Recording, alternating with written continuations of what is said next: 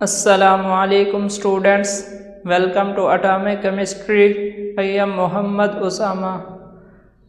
क्या हाल है आप सबका? जैसा कि आपको मालूम है, 10th क्लास का न्यू सिलेबस 2026 का मार्केट में अवेलेबल है। हमने लास्ट लेक्चर में 10th क्लास की केमिस्ट्री का चैप्टर नंबर 14 स्टार्ट किया था, states of matter and phase changes. हमने लास्ट लेक्चर में इंट्रोडक्शन डिस्कस किया था। आज हम क्विक चेक नंबर 14.1 डिस्कस करेंगे, जिसमें 2 शॉर्ट क्वेश्चन है जो कि बोर्ड के लिहाज से बहुत ज़्यादा इम्पोर्टेंट है, एग्ज़ाम में आपके आ सकते हैं। सबसे पहले नंबर पर है, what is translational motion. Translational motion क्या होती है, हमने इसकी डिफ़ाइन करनी है। Translational motion is the movement of A particle. किसी भी पार्टिकल की, किसी भी बॉडी या ऑब्जेक्ट की जो मूवमेंट होती है, हरकत होती है, from one place to another in a space. Space के अंदर एक जगह से दूसरी जगह किसी बॉडी का या पार्टिकल का मूव करना, उसे हम कहते हैं ट्रांसलेशनल मोशन। और ये जो बॉडी होती है वो मुकम्मल तौर पर, कम्प्लीटली तौर पर एक जगह से दूसरी जगह मूव करती है। फॉर एग्ज़ाम्पल, हमारे पास a car moving on a road. एक कार जो है वो रोड पर हरकत कर रही है। एक कार एक जगह से दूसरी जगह मूव करेगी तो हम इसे क्या कहेंगे? कार ने कौन सी मोशन की? ट्रांसलेशनल मोशन कार ने तय की। अब सेकंड नंबर पर हमारे पास शॉर्ट क्वेश्चन है, is the average kinetic energy possessed by the particle of a gas and a liquid same at same temperature. क्या गैस और लिक्विड के जो पार्टिकल हैं वो एवरेज काइनेटिक एनर्जी सेम रखते हैं जब उनका टेम्परेचर सेम होता है? तो जी हाँ, इसका आंसर है yes. The average kinetic energy in a gas and liquid.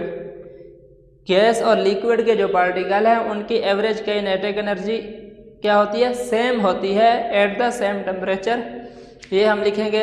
अब रीज़न क्या है, उसका एक्सप्लेन कैसे करना है, तो हम एक्सप्लेन करते हैं।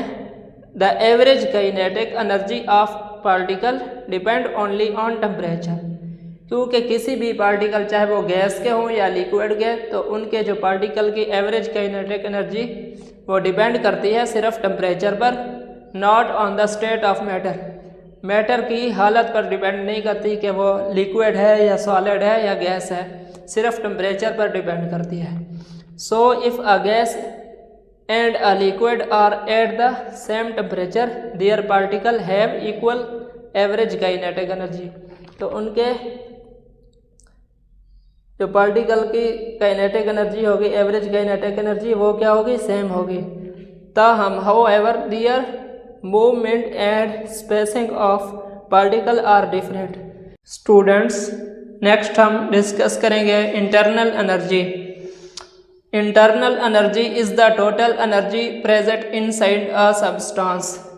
किसी भी सब्सटेंस के जो अंदर टोटल एनर्जी होती है उसे हम कहते हैं internal energy. It includes both kinetic energy and potential energy of A particle. किसी भी सब्सटेंस के पार्टिकल्स की काइनेटिक एनर्जी और पोटेंशियल एनर्जी के सम को क्या कहते हैं? Internal energy. यही बात लिखी हुई है। नेक्स्ट है हमारे पास, काइनेटिक एनर्जी किस वजह से होती है? Is due to the motion of particle. Particle, किसी भी सब्सटेंस के जो पार्टिकल है उनकी जो मोशन की वजह से एनर्जी होती है उसे कहते हैं काइनेटिक एनर्जी। नेक्स्ट है हमारे पास potential energy. Is due to the force of between particles. किसी भी सब्सटेंस के जो पार्टिकल हैं उनके दरमियान फोर्स ऑफ अट्रैक्शन होगी और इसी तरह से फोर्स ऑफ रिपल्जन भी होती है, तो उसकी वजह से जो एनर्जी होती है उसे हम कहते हैं पोटेंशियल एनर्जी। अब हम किसी सब्सटेंस को हीट करते हैं, when heat is given the internal energy of a substance increase. Heat करने की वजह से इंटरनल एनर्जी जो है वो किसी भी सब्सटेंस की इंक्रीज़ कर जाएगी। अब जैसा कि इंटरनल एनर्जी इंक्रीज़ करेगी, पार्टिकल मूव फास्टर, तो उतनी ही तेज़ी से जो किसी सब्सटेंस के पार्टिकल हैं वो ज़्यादा तेज़ी से मूव करेंगे, क्योंकि उनको हीट किया गया है। दरअसल हीट करने की वजह से पार्टिकल की काइनेटिक और पोटेंशियल एनर्जी इंक्रीज़ हो जाती है, क्योंकि पार्टिकल पर वर्क होता है।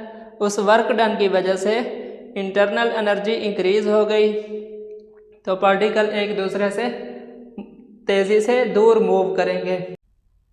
स्टूडेंट्स, नेक्स्ट हम order of internal energy in states of matter देखेंगे। सबसे जो लीस्ट इंटरनल एनर्जी की वैल्यू है वो होती है सॉलिड्स के अंदर।